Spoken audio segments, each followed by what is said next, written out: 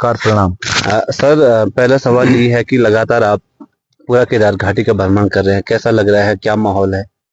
मैं बहुत अच्छा महसूस कर रहा हूँ। और यहीं बगल में ये कुछ दिन पहले जब यहाँ बद्रीनाथ विधानसभा में चुनाव हुआ था, इसी प्रकार का माहौल वहां भी नजर आया। उसी तरह का पॉजिटिव माहौल, सार्थक माहौल और लोगों की उम्मीदों से भरी हुई नजर हमें ये महसूस करा रही है कि लोगों का आशीर्वाद हमें मिलने जा रहा है। असद जनता के बीच में क्या मुद्दे लेकर आप जा रहे हैं, क्योंकि लगातार हम जनता के बीच में ये इन मुद्दों के साथ हैं कि केदारनाथ के लोगों के साथ इस सरकार ने धोखाधड़ी की, भेदभाव किया और ये हम सहन नहीं कर सकते। बाबा केदार के साथ इन्होंने अपने निजी स्वार्थों के चलते केदारनाथ की आस्था पर चोट पहुंचाई है। हम इस बात को नहीं सह सकते। हम ये पूछ रहे हैं सरकार से कि आपकी आस्था कहाँ है? जब सोना मंदिरों में पीतल बनता जा रहा है तो आपकी आस्था कहाँ बची है? तो ये मुद्दे हैं। इन मुद्दों पर लोगों का ध्यान आकर्षित करने में मैं समझता हूं कि हमारे समस्त कार्यकर्ता और हमसे ज्यादा तीर्थ पुरोहितगण सक्षम रहे। लेकिन सर, मुख्यमंत्री जी कह रहे हैं सोना उतना था ही नहीं जितना विपक्ष लगातार बखेड़ा बना। भाई, मैं ये कह रहा हूं कि 223 किलो पहले किसने प्रचारित किया? हमने किया? ये किसने प्रचारित किया? मुख्यमंत्री जी जवाब क्यों नहीं दे रहे हैं इस बात का? 10 बार मैंने कह दिया है कि मुख्यमंत्री जी पहले ये बताइए कि 223 किलो सोना है, ये किसने प्रचारित किया? आपके मंदिर समिति के जो आपके पदाधिकारी हैं उन्होंने ही तो किया।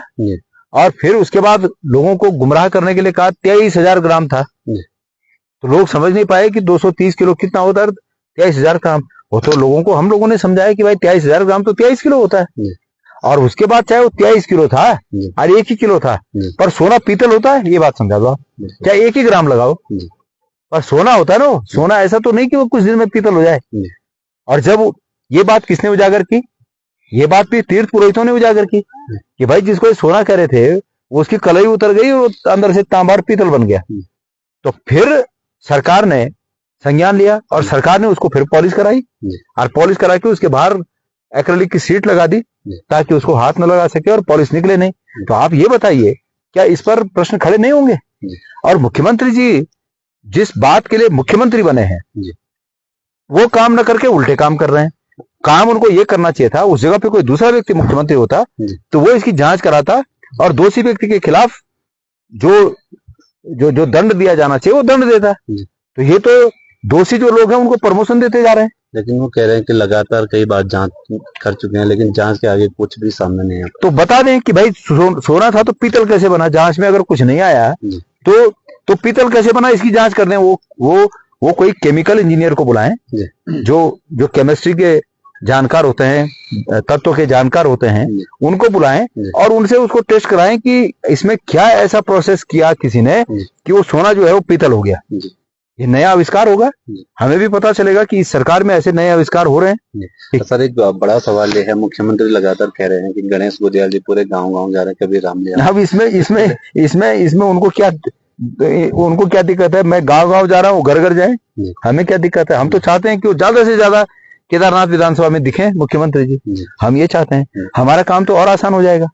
अगर मुख्यमंत्री जी गांव-गांव जाएंगे तो हमारा काम और आसान हो जाएगा, तो जाएं वो। सर, एक तरफ केदारनाथ ने अपने केदार प्रतिष्ठा यात्रा निकाली, दूसरी तरफ सीएम कह रहे हैं कि जो केदारनाथ की यात्रा है उससे कोई छेड़छाड़ नहीं हो, उन्होंने बाबा केदार की सौगंध भी खाई है। इसको लेकर मैं वही तो कह रहा हूँ, झूठी सौगंध खाई उन्होंने कहा कि मैं सौगंध उन्होंने उस रूप में खाई कि मैंने धाम दिल्ली में बनाने के लिए कोई हमने कुछ नहीं किया। पर उनका भाषण सुनिए ना आप। मैं अभी अपने सोशल मीडिया के पेज पे मैं अपलोड कर रहा हूँ कि उनका सौगंध खाने वाला स्टेटमेंट और उनका दिल्ली में दिया गया स्टेटमेंट, ये दोनों में कितना विरोधाभास है। तो कम से कम सौगंध तो झूठी ना खाएं।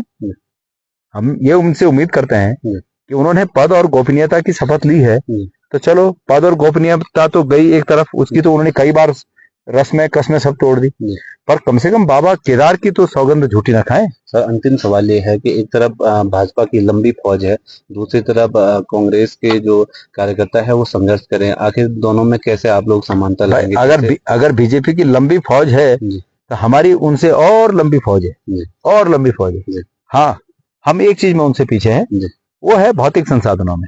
उनके पास बेहिसाब दौलत है। आप झंडे देख रहे हैं मार्केटों में, मतलब एक दुकान पे 10 झंडे लगा रखे हैं उन्होंने। हमारे पास नहीं है इतना। जी।